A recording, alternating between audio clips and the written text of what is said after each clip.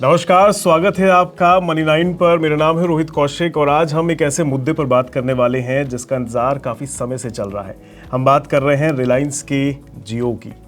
जियो 2016 में बाज़ार में आया था और तब से अब तक बाज़ार में इसने अपनी बादशाहत को कायम कर लिया है। बाज़ार में प्लेयर तब ज़्यादा थे, अब सिमट कर कुछ रह गए हैं। चर्चा के लिए मौजूद हैं संदीप ग्रोवर साहब। नमस्कार सर। नमस्कार। इस मुद्दे में हम आगे बढ़ेंगे। मैं आपको बता दूं, आईपीओ के लिए अर्जी डाल दी गई है जियो प्लेटफॉर्म्स की तरफ से और जियो प्लेटफॉर्म सब्सिडरी है रिलायंस जियो की। तो अब सबसे बड़ी बात यह है कि जो बादशाह है टेलीकॉम मार्केट में, उसका आईपीओ अगर आएगा तो वो क्या वैल्यूएशन रखता होगा और उसमें जो ताकत होगी वो समझने वाली बात है। तो अब इसी चीज़ को आगे बढ़ाते हैं और सर की तरफ बढ़ते हैं।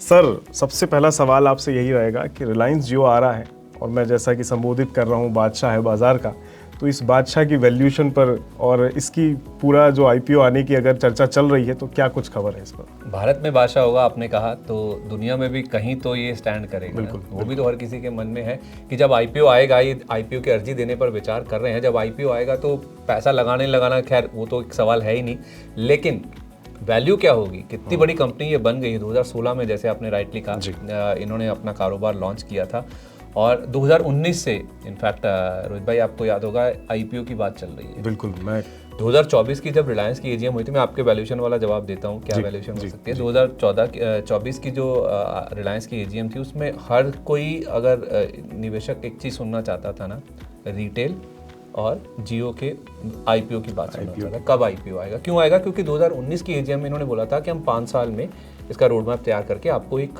बता देंगे कि हम इसको लिस्ट कराना चाहते हैं। बोल तो दिया था, लेकिन 24 में ये लिस्टिंग की बात नहीं आई। उसके बाद आपने देखा स्टॉक में रिएक्शन भी हमने काफ़ी शार्प देखा था नीचे की, और बड़ा रिएक्शन स्टॉक में हमने देखा। रिसेंटली 1114 का एक लो टच करके आया स्टॉक। तो वो हिसाब से ये एक मच अवेटेड चीज़ है और बादशाह आपने राइटली कहा ही है कि ये कंपनी है ही है। अब वैल्यूएशन की अगर आप बात करें तो एनालिस्ट जो अनुमान करके चल रहे हैं वो 136 से 154 बिलियन डॉलर की जो वैल्यूएशन हैं वो इस कंपनी की हो सकती है। अब एंटरप्राइज वैल्यू को बोला गया है, ये कितनी एंटरप्राइज वैल्यू हो सकती है। अब एंटरप्राइज वैल्यू में आप देखेंगे इक्विटी, यानी कि जो शेयर बाजार में स्टॉक्स लिस्टेड होते हैं उसकी वैल्यू इक्विटी हो गया। उसमें डेट को भी जोड़ा जाता है, यानी कर्ज भी जोड़ा जाता है, और उसमें कैश और कैश इक्विवेलेंट्स को हटा दिया जाता है। तो इस तरह से आपकी जो एंटरप्राइज वैल्यू है वो निकल के सामने आती है। 136 से 154 अरब डॉलर की जो एंटरप्राइज वैल्यू है वो एनालिस्ट मान के चल रहे हैं कि इस कंपनी की होगी। तो उस लिहाज से अगर आप देखेंगे, अब मार्केट कैप के हिसाब से जो भी दुनिया भर में लिस्टेड कंपनीज हैं, जिस बादशाह की आप बात करें, वो बादशाह दुनिया में 6ठे पायदान पर बैठेगा।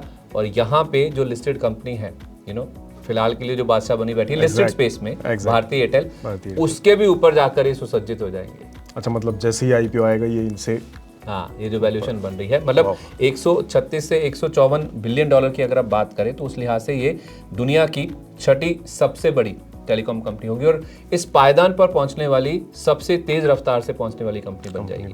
मतलब fastest to reach this milestone. और सितंबर 2016 में इनका कारोबार शुरू हुआ था और उसके बाद से आप देखेंगे ये जो कंपनी है 154 बिलियन डॉलर के वैल्यूएशन पर आकर बैठ गई है, ऐसा अनुमान करके किया जा रहा है। अब एयरटेल के वैल्यूएशन कहाँ खड़े हो रहे हैं, अगर आप एयरटेल से कंपेयर करेंगे तो आप देखिए दुनिया की कई सारी कंपनी, बड़ी बड़ी कंपनियां, टी मोबाइल हुआ, चाइना मोबाइल हुआ, AT&T हो गया, इनसे अगर आप कंपेयर करेंगे तो डॉयश टेलीकॉम के नीचे जाकर ये सुसज्जित होगी। 175 बिलियन डॉलर का उनका वैल्यूएशन है और इनके वैल्यूएशन 154 बिलियन डॉलर के हो जाएंगे। अब भारतीय एयरटेल की अगर आप बात करें तो भारतीय एयरटेल का जो वैल्यूएशन आप देख पा रहे हैं वो 131 बिलियन डॉलर का है। तो अगर ये 136 बिलियन डॉलर जो कि नीचे के वैल्यूएशन है, बेस केस के वैल्यूएशन हैं, उसके हिसाब से भी देखेंगे तो भी ये 6th नंबर पर ही आते हुए देखेंगे। अब अलग अलग एनालिस्ट ने अलग अलग अनुमान किए हैं इनकी वैल्यूएशन को लेकर। तो एयरटेल के जो वैल्यूएशन है 131 बिलियन डॉलर है। गोल्डमैन सैक्स ने जो बुल केस है, बुल केस में 154 बिलियन डॉलर का वैल्यूएशन दिया। उनका मानना है कि बेस केस में 123 अरब डॉलर और बेयर केस में 98 अरब डॉलर का। तो बेस केस में भी अगर आप देखेंगे तो भी ये 8वें पायदान पर जाकर फिट होगी। तो अगर बेस केस के वैल्यूएशन पकड़ के आप चलते हैं तो भी दुनिया की 8वीं सबसे बड़ी कंपनी ये होगी। और जेफरीज का ऐसा मानना है कि इसके जो वैल्यूएशन है वो 136 बिलियन डॉलर होंगे। तो जेफरीज का 136 भी मान लें आप तो भी ये 6 नंबर पे होगी। और गोल्डमैन सैक्स का जो पीक वैल्यूएशन 154 बिलियन डॉलर जो उन्होंने अनुमानित किया है उसके हिसाब से भी 6th लार्जेस्ट दुनिया की सबसे बड़ी कंपनी टेलीकॉम के हिसाब से ये बनती हुई दिखेगी। तो गोल्डमैन सैक्स ने 3 अनुमान दिए हैं, बियर केस, बुल केस और बेस केस, और जेफरीज ने भी एक अनुमान दिया है। इसके हिसाब से ये कंपनी 6th या कम से कम नहीं तो 8वें नंबर पे तो जाके सुसज्जित होगी होगी। जी सर, आपकी बातें सुनकर ना मुझे एक सवाल आ रहा है मन में। वो सवाल बहुत छोटा सा है, ये कि अभी हम बात कर रहे हैं जियो प्लेटफॉर्म्स की, और जियो प्लेटफॉर्म जब भी जियो आईपीओ के साथ बाजार में एंट्री कर लेगा और दुनिया के पटल पर ये 6ठे पायदान पर होगा और कम से कम 8वें पर तो होगा ही होगा। जो ये इस समय भारती एयरटेल जो कि इस समय दिग्गज है, क्योंकि वो भी लिस्टेड नहीं है, वो किस पायदान पे, और अगर ये फेरबदल हुआ तो वो कहाँ होगी? अभी आप देखिए, ये टेबल देखिए आपके सामने है। ये टेबल में आप देखिए भारती एयरटेल 6th नंबर पे है और भारत की इकलौती कंपनी जो कि इस लिस्ट में आपको नजर आएगी। जी जी जी। तो पहले नंबर पे टी मोबाइल है, फिर चाइना मोबाइल, फिर AT&T, फिर वेरिजॉन है, फिर इसके बाद डॉइश टेलीकॉम है। 6ठे नंबर पर भारती एयरटेल का नाम आता है और भारती एयरटेल के ऊपर जाकर 131 बिलियन डॉलर, जैसे मैंने कहा, इनका ये कल तक का, मतलब कि 5 तारीख जो सोमवार तक के जो आंकड़े हैं वो आपके सामने हैं। 131 बिलियन डॉलर का इनका वैल्यूएशन है। तो इसके ऊपर 154 आके बैठेगा। तो भारती एयरटेल से भी बड़ी कंपनी ये हो जाएगी, उसको रिप्लेस कर देंगे ये इस टेबल में, इस अंक तालिका में आप कहिए या फिर पैकिंग ऑर्डर में, ये भारती एयरटेल को भी रिप्लेस कर देंगे जैसे ही लिस्टिंग हो जाएगी। अभी इन्होंने आईपीओ के लिए पेपर फाइल नहीं किए हैं, लेकिन एनालिस्ट जो अनुमान करके चल रहे हैं उसके हिसाब से जैसे ही लिस्ट हो जाएगी एयरटेल को ये पीछे छोड़ देंगे। एयरटेल से बड़ी कंपनी के रूप में ये आपको आते हुए दिखेंगे। इनफैक्ट है भी, रेवेन्यू मार्केट शेयर के हिसाब से जियो बड़ी कंपनी है भी, और वैसा ही कुछ वैल्यूएशन के हिसाब से भी आपको नजर आएगा। अब आप सोचेंगे कि जियो प्लेटफॉर्म और जियो, रिलायंस जियो को इंटरचेंजेबली यूज किया जाता है।